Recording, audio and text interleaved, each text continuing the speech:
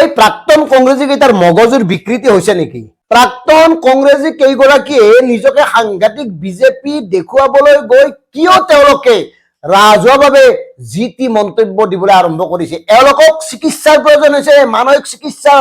এওঁলোকৰ মানসিক চিকিৎসা নকৰিলে দুই এদিনতে বলিয়াৰ দৰে ৰাস্তাই ৰাস্তাই ঘূৰিব।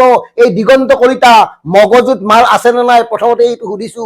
কিয় কৈছো আপোনালোকে চাব, প্ৰথমতে চাওক এইজন দক্ষিণ কোৰিয়াৰ বিখ্যাত পপষ্টাৰ অৰা, আৰু এই অৰাই শিৱৰাত্ৰিৰ আগদিনাখন শিৱৰ স্তোত্ৰম পৰিৱেশন কৰি সামাজিক মাধ্যমত আপলোড কৰাৰ পিছত বিশ্ব পৰ্যায়ত সমাদৃত হৈছে শিৱ তাণ্ডৱ, শিৱ নৃত্য। আৰু এই অৰা কোন? সনাতনী, হিন্দু, কোন তেওঁ?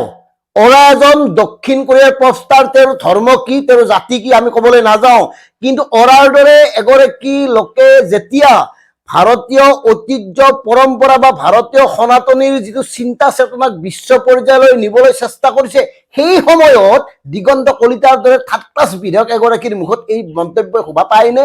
কাৰণ দিগন্ত কলিতাই কি কৈছে? প্ৰিয়ংকা গান্ধী হেনো কামাখ্যা মন্দিৰলৈ যাব নালাগে, কামাখ্যাৰ পীঠ দৰ্শন কৰিব নালাগে, তেওঁলোক সনাতনী নহয়, প্ৰিয়ংকাৰ দেউতাকো সনাতনী নহয়, মানে গৌৰৱ গগৈ যাব নালাগে।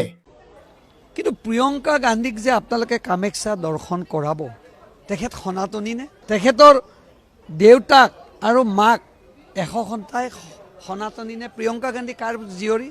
মই এটাই অনুৰোধ কৰিছোঁ, আপোনালোকে লৈ যাওক, দৰ্শন পীঠত লৈ নাযাব। পাপ আপোনালোকৰ লাগিব, আমাৰ নালাগে। এটা গৌৰৱ গগৈ, আচলতে তেওঁ যাব নালাগে সেইখন পীঠত, তেওঁৰ পুত্ৰ, তেখেতৰ পৰিবাৰ। গতিকে বিকৃতি হোৱা নাই নে? বিকৃতি নহলে এনেকুৱা কথা কব পাৰেনে? মা কামাখ্যাত কোন যাব এওঁলোকক সুধি যাব? কোনে কাক উপাসনা কৰিব এওঁলোকক সুধি যাব?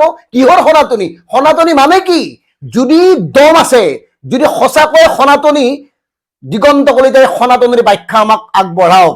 সনাতনী হবলৈ প্ৰথমতে আপুনি সৎ হব লাগিব, সহিষ্ণু হব লাগিব, মানৱীয় হব লাগিব। কিন্তু আপোনালোকৰ কি গুণ আছে? সনাতনীৰ কি গুণ আছে? মুখত সনাতনী সনাতনী। এই প্ৰাক্তন কংগ্ৰেছী কেইটাৰ সনাতনী উৎপাতে এই অসমৰ যিটো কৃষ্টি সংস্কৃতি ধ্বংস কৰিব, যদি এওঁলোকক লেকাম লগোৱা নহয়। আৰু শুনক, এই দিগন্ত কলিতা ক'ৰ আছিল? যেতিয়া বলিউডৰ অভিনেত্ৰী ছাৰা আলী খানে কামাখ্যা দৰ্শন কৰিছিল, আৰু তেওঁৰ লগত কোন আছিল? আইমী বৰুৱা, মন্ত্ৰী পীযুষ হাজৰিকাৰ পত্নী আইমী বৰুৱাই ছাৰা আলী খানৰ চাতুৰ দৰে থাকি উমানন্দৰ পৰা কামাখ্যালৈ সকলোবোৰ দৰ্শন কৰি লৈ ফুৰাইছিল। তেতিয়া ক'ত গৈছিল এওঁলোকৰ সনাতন? গতিকে এওঁলোকক কামাখ্যাক লৈ ৰাজনীতি কৰাৰ অধিকাৰ কোনে দিছে? যি মন যায় কৰি থকা নাই তোমালোকৰ ঘৰত, কিন্তু সামাজিকভাৱে এই কথাবোৰ কিয়? আৰু মন কৰক, কামাখ্যাত কেৱল এওঁলোকে আহে নেকি? বিদেশী পৰ্যটক নাহে? বিদেশী পৰ্যটক সনাতন হয় নে নহয় কোনোবাই আইডেণ্টিটি চাই নেকি তাতে? তেওঁলোকে কি ধৰ্মৰ মানুহ সেইবিলাক চাবলৈ কোনোবা আইডেণ্টিটি চোৱা মানুহ তাত আছে নেকি? ৰাখি থৈছে নেকি আপোনালোকে গেৰুৱা বাহিনীয়ে? অতদিন এওঁলোকে কংগ্ৰেছত থাকি লুটি পুতি খেলে আৰু বিজেপিত থাকি সনাতনী সংস্কৃতিৰ ঠিকা লবলৈ আহিছ। তহঁতে সনাতনী সভ্যতা, সনাতনী চিন্তাৰ, সনাতনী চেতনাৰ ঠিকা তহঁতক দিয়া নাই। এই কথাটো জানি ল, বুজি ল। মই বিজেপিৰ জ্যেষ্ঠসকলক কৈছো, এওঁলোকে অতি বিজেপি হবলৈ গৈ যি ধৰণে সামাজিকভাৱে যি টি মন্তব্য দিবলৈ আৰম্ভ কৰিছে, ইয়াৰ পৰা কিন্তু অকল আপোনালোকৰে নহয়, জাতিটোৰ ক্ষতি হব। গতিকে প্ৰিয় দৰ্শক, কথাবোৰ চিন্তা কৰক। ধন্যবাদ। জয় অসম।